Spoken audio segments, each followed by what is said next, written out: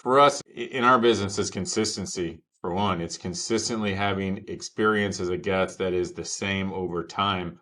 But then way we do our little twist, we have our Crave marketing strategy is we still want it to be unique and authentic to us. We want it to be distinctive where we stand out.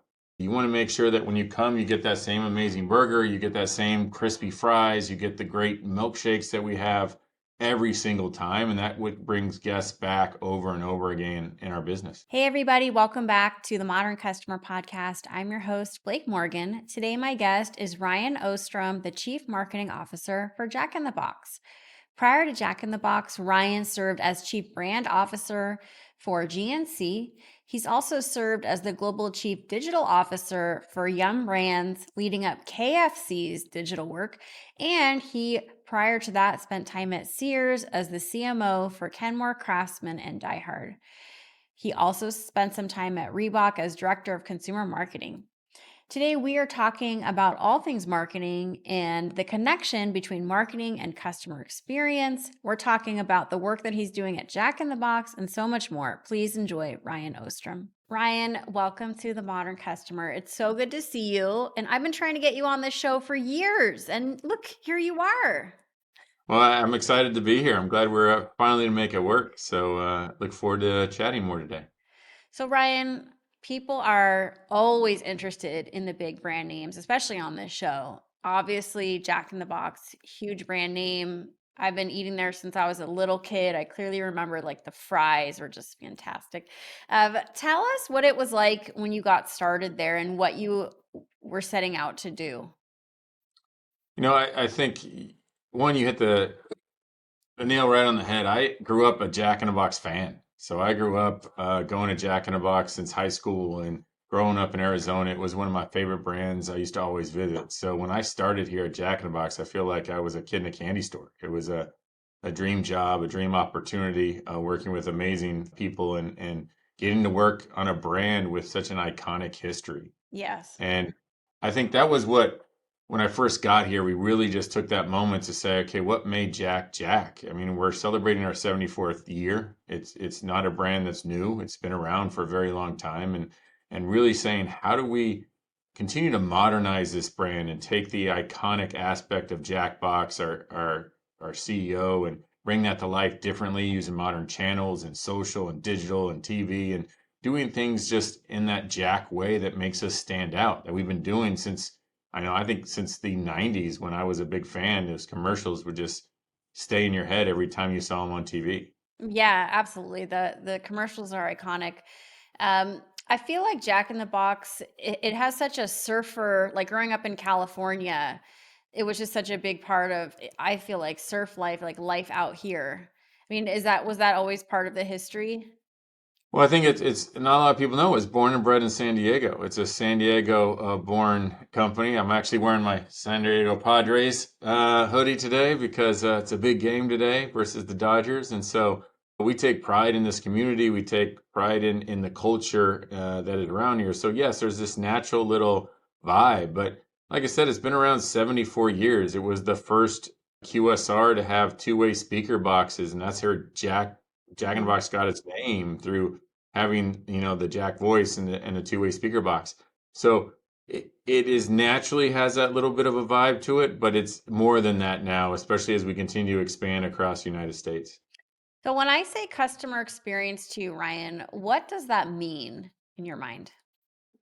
For us, it's in our business, it's consistency. For one, it's consistently having a experience as a guest that is the same over time.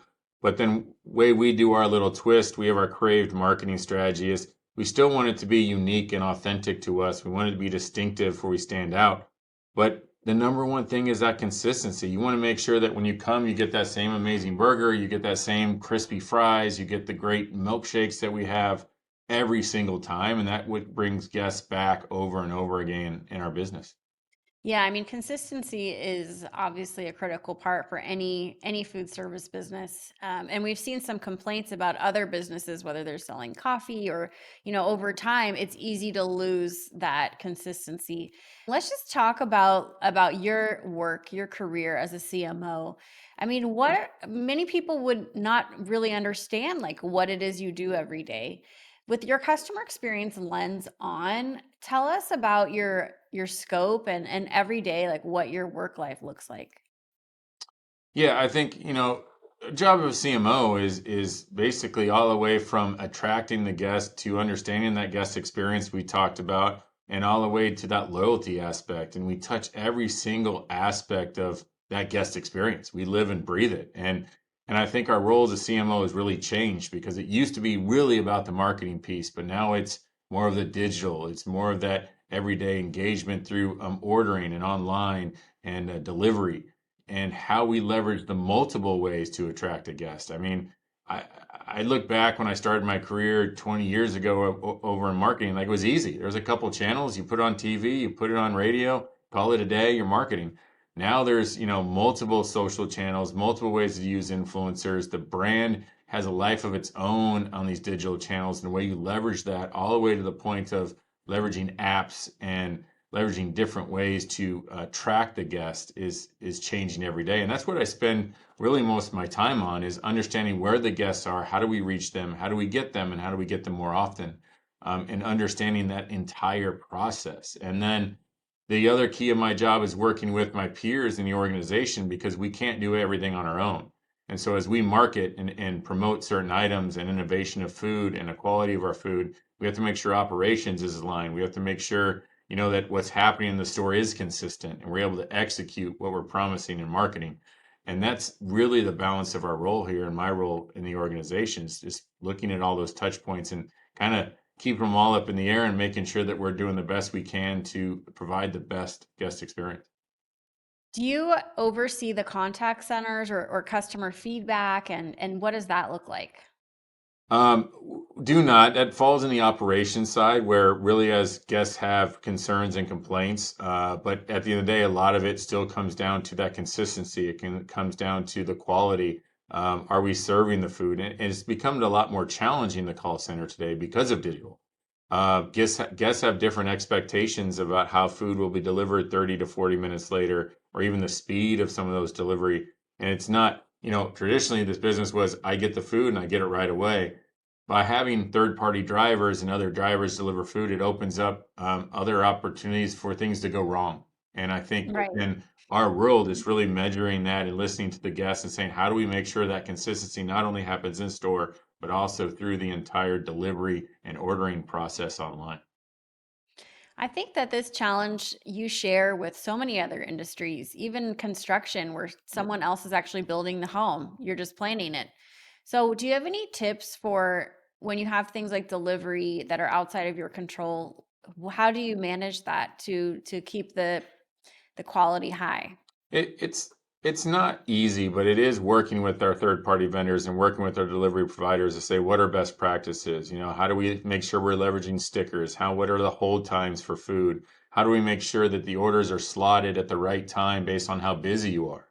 So it's really about understanding those pain points from their side and the driver side, and saying, how do we make sure that's easy as well? Because we're very efficient at a drive through. We're very efficient at a guest walking into a store, but we need to be more efficient at someone ordering and the driver driving 10 minutes and that order has to be ready and you have to make sure the food is still hot and you have to make sure it's accurate.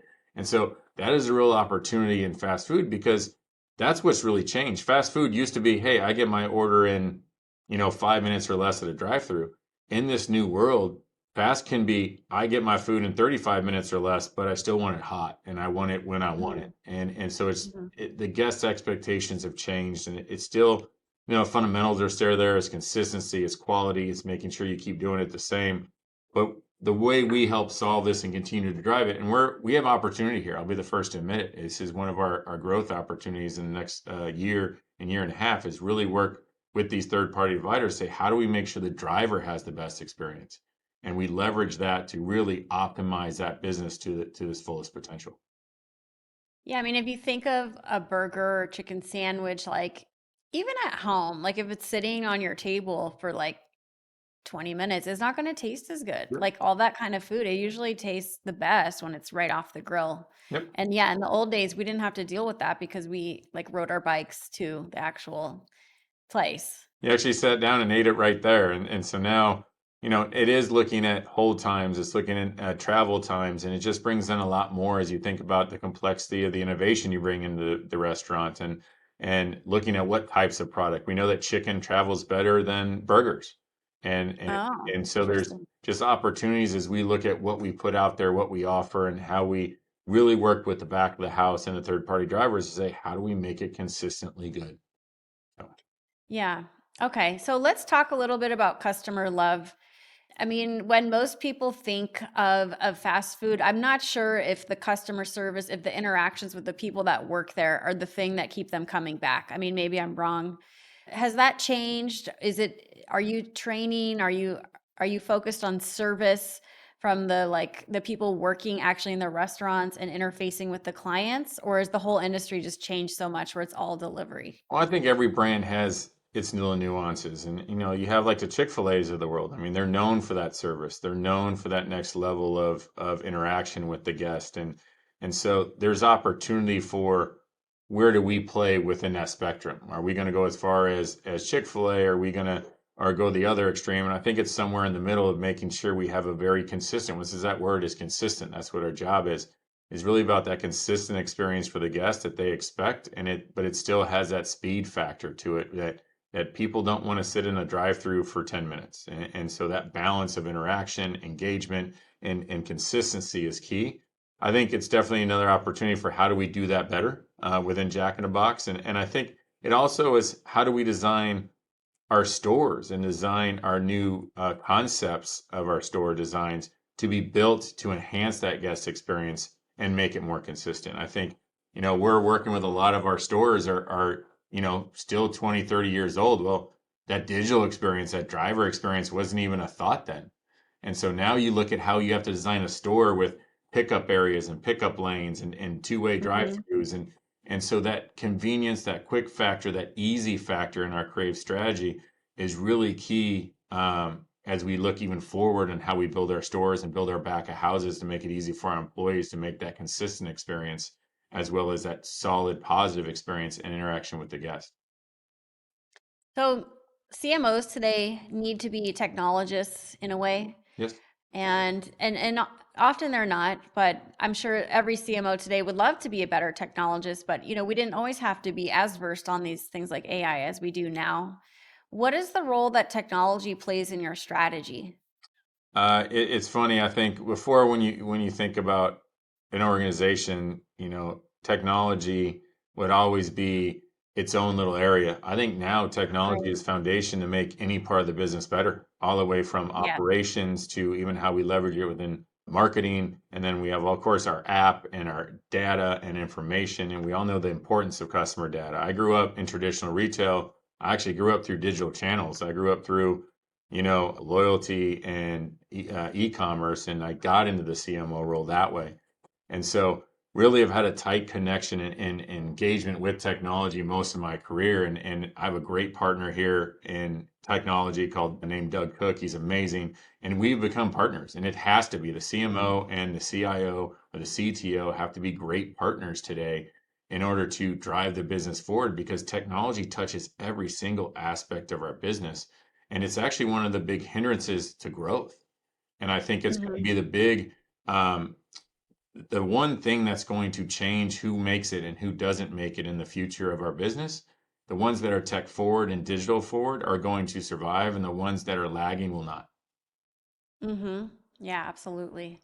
Can you talk about AI and how AI is part of your scope and how you talk about it with your employees and what that looks like? Well, yeah, I mean, AI is always a term. It's funny because AI is you look at machine learning, you look at artificial intelligence. There's always been some kind of AI integration in our business for many years. It's just now becoming the big hot topic that we're all talking about.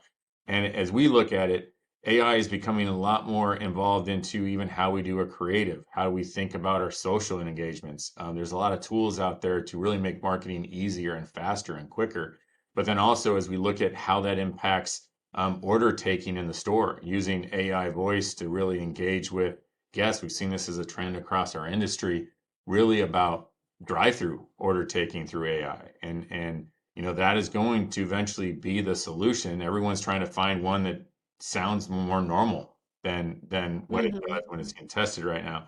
But then you also have the data input. As I said, data is the number one thing that's going to help a business grow too.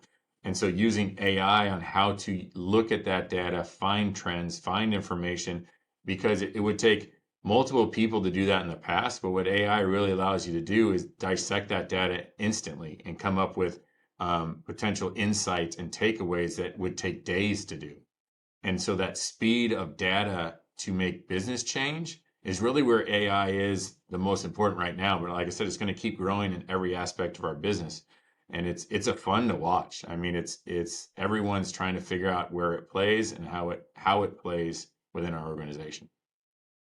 Would you be able, Ryan, to give us an example of some insight that you gleaned because of AI plowing through all that data? I think some of the stuff we really worked on is our loyalty program, really understanding the impact of certain purchase trends and purchase information of our loyalty guests. We already know that, we're a burger place famous for its tacos. And so we've always done a lot of analytics to understand the power of, our taco offers and some of these other unique innovations we do.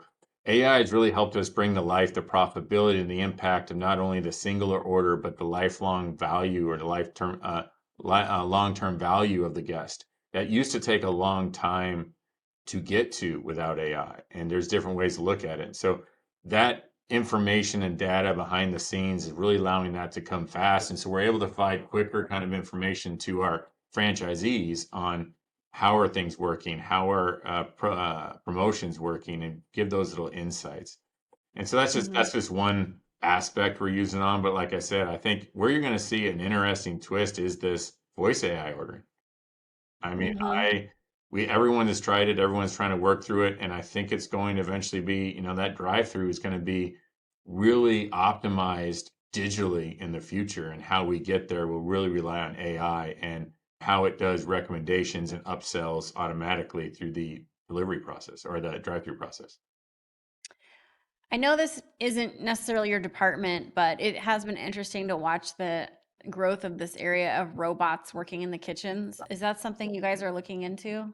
Yeah, we have an amazing operations lead with Tony Darden, who's done a great job in partnering with our IT lead, Doug, as I mentioned before. And so we're working with things like Flippy and Sippy and things that automate fry cooking and automate how you make burgers. And certain things make sense, certain things don't. And so, there's a belief that a lot of people still want to have that human touch on burgers and how we make our burgers, but then maybe if fries or drinks have an opportunity to say, how do you automate those a little more? There's less a little love put in those things than necessary other things. But we're always looking at that. I think it's the balance though as an organization you have to look at. I think you have to look at that engagement with guests, that service side that a employee provides you versus a machine. And I think it's going to be Mm-hmm. a balance of where you do it and where you don't do it. I don't see us ever fully automating and executing.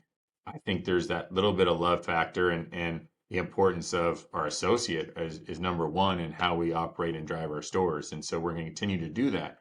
But we'll find little spots here or there where maybe automation kind of comes to play. I mean, we saw, Chipotle is testing their kind of automatic bowl fill for delivery services.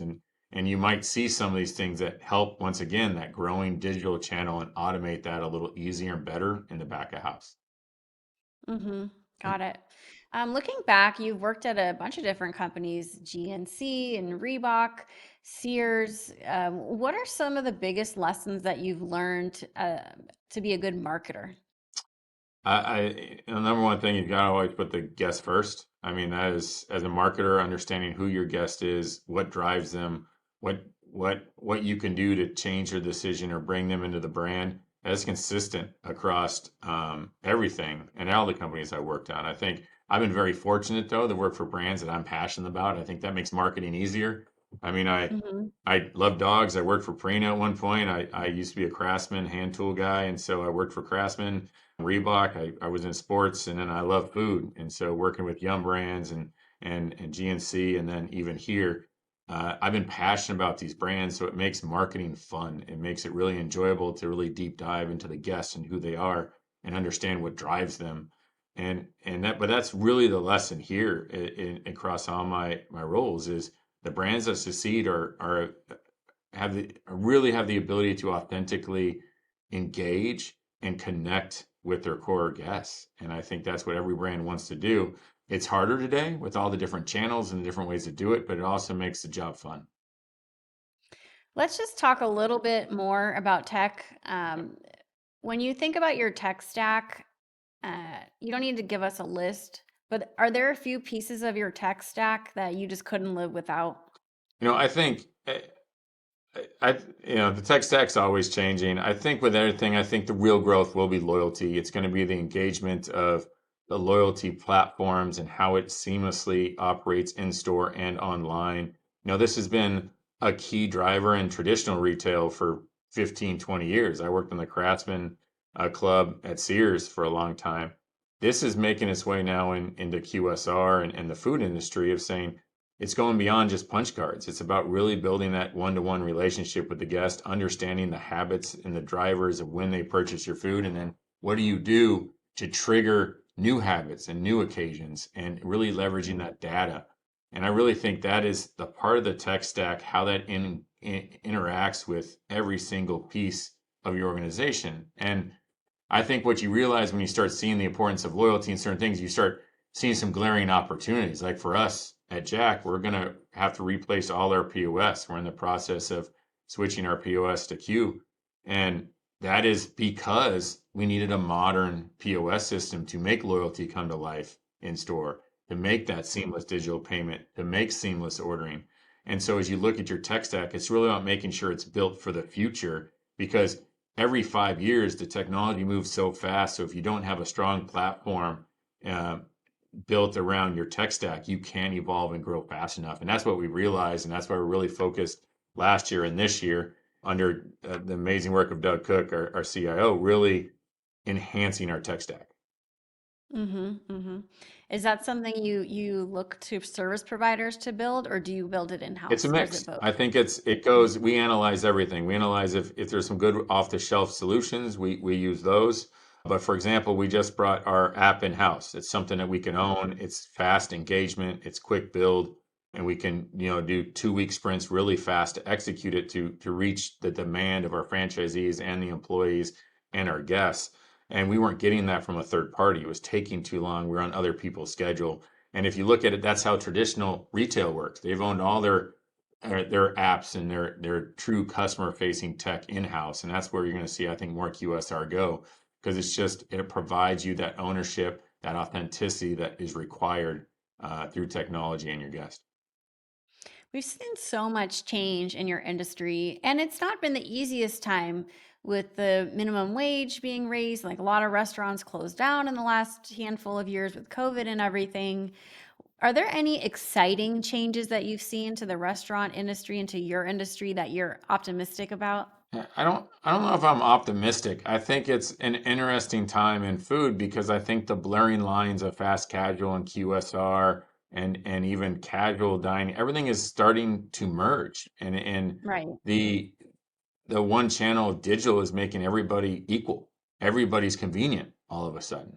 And so now it becomes how you create that consistently food through your processes. And it's an interesting time to be in the food business where, we used to only battle against the McDonald's, Wendy's, and Burger King and the Taco Bells. And now you look up and you're like, we have the Chipotle's we have to deal with, and we have the Sweet Greens, and we have the Cavas. And you start thinking about we are all going after the same guest of that delivery and ease guest that we just need to figure out how to do it better than them.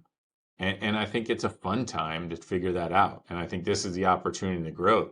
I think that is a challenge that we have to solve. I'm not sure that's something to be optimistic about, but it does make the business fun and saying, how do we solve that in the future?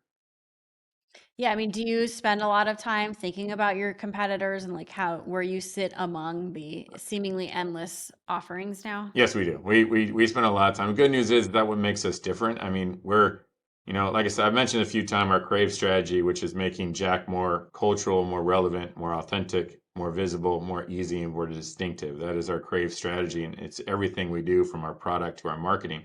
And so that Crave strategy is where we kind of compare ourselves to the competition is, we do want to be distinctive. That's why we're a burger place famous for its tacos. That's why we do some exclusive, we have egg rolls on our menu. No one has egg rolls on our menu. I'll put our egg rolls and our churros and our tacos against anybody. I think they're some of the best food out there. It's why I have to have a gym membership and work out like I do because I love our food so much. It is really good. Mm. And but then it's also about that authenticity of knowing what you're good at. And we are a late night brand. We know that we're part of the party and part of the after party. And we do a lot of sales, after 10 o'clock. And a lot of guests come to us and love our food. They love what we can get. And we provide those, especially our munchie meals, to a vast variety of people who want to have big eats at late night. And by owning that, owning who we are, but being distinctive on what we offer, we do compare ourselves to the competition, but we also know where we have to win and be distinctive to make sure we stand out. Because if you're just the same old, you won't win either.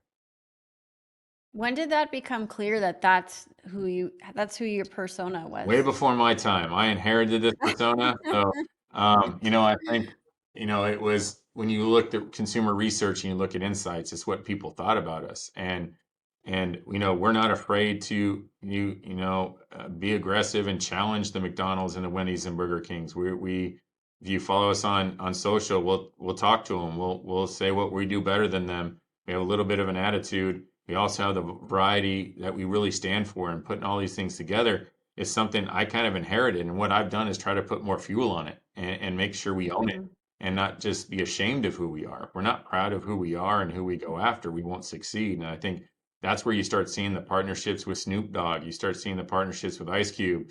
We've also done some great things with Ryan Reynolds in Deadpool. And then it's even just like leaning into 420 occasionally and just saying, hey, this is our guest. It's a popular time for a lot of people to come to Jack in the Box, and we lean into it. Mhm. Mhm. Yeah, cool. Well, good for you for being proud of what you offer and who you sell to and no and I think that's the whole thing about customer experience is what is the real raw facts about who's buying from you? Why are they buying? When are they buying? What are they buying? What are they saying about it? And being really fascinated with that and focused on it. Not like what marketing wishes, but the actual truth about what's happening. It's easy to go after what you don't have and chase the the fluffy clouds over there, and you might not always get them. And so you got to understand who your core is. You want to get more of your core to come, and yes, you want to bring new guests in, but if you don't, you need to make both happy. And I think sometimes Mhm. a lot of marketers focus on one and not the other. You got to focus on both in a nice balance, and that's how you win. Well, speaking of winning, we want to get to know you a little bit better and learn more about your winning strategy. Are you ready for some rapid fire Sure, questions? sure. Okay. But don't worry, this really has nothing to do with winning. It Okay, was my perfect. awkward segue. Okay, let's go. What's the most important part of your morning routine? I actually go to the gym. So my most important, as I belong to a boxing gym down the street, and I try to get there at least 3 or 4 times a week at 6 a.m. to start my day. All right. What show are you currently streaming? Oh no, it's just this is gonna be bad. This is gonna make me sound bad. I am binge watching with my wife, The Real Housewives of Beverly Hills. I think that is Ah, what she's catching up, and somehow I got wrapped into it. So now I'm wrapped into it, and I love the drama because it's just a lot of drama. So. right. Totally mindless. What's your idea of perfect happiness? I think for me, it's just spending time with my family, my wife, and our dogs, and just taking a moment to enjoy what we have. And I think that's perfect happening. We live in San Diego, so going to the beach and having the nice weather with my family would be probably the most peaceful moment. Well, I think you just answered my next question. What is one mental health strategy for managing hard days? Yeah, that would be spending time with my family. The other thing is I always have certain activities that decompress, and so I've talked about like boxing and working out, but I also am a video game guy. So I also another mindless thing. I can take a little moment and just decompress. And I take a moment every day to like do different activities, decompress, either playing video games, playing guitar, or working out, and just kind of resetting because it's really easy if you don't reset every day. You kind of build on top and it gets worse and worse and worse. And so taking a moment to reset every single day is probably the best thing for mental wellness and wealth. Love it. What's your favorite type of vacation? Oh, I think it's a balance of somewhere that is relaxing, but I need to do something. I can't just sit. So Mm-hmm. it has to be some kind of activities of hiking or walking or doing something that is not just. I'm not a sit by the pool type of guy. So it has to Mm-hmm. be some kind of activities, and so that's kind of my ideal vacation spots. If you could have lunch with anyone dead or alive, who would it be? Oh no. You know what? This is going to be it would probably be my dad. He passed about 3 years ago, and you don't realize until someone's gone that that's the last time you get to talk to him. So I'd always like to spend a little more time with him. So, And if you had to describe your outlook in one quick motto, what would it be?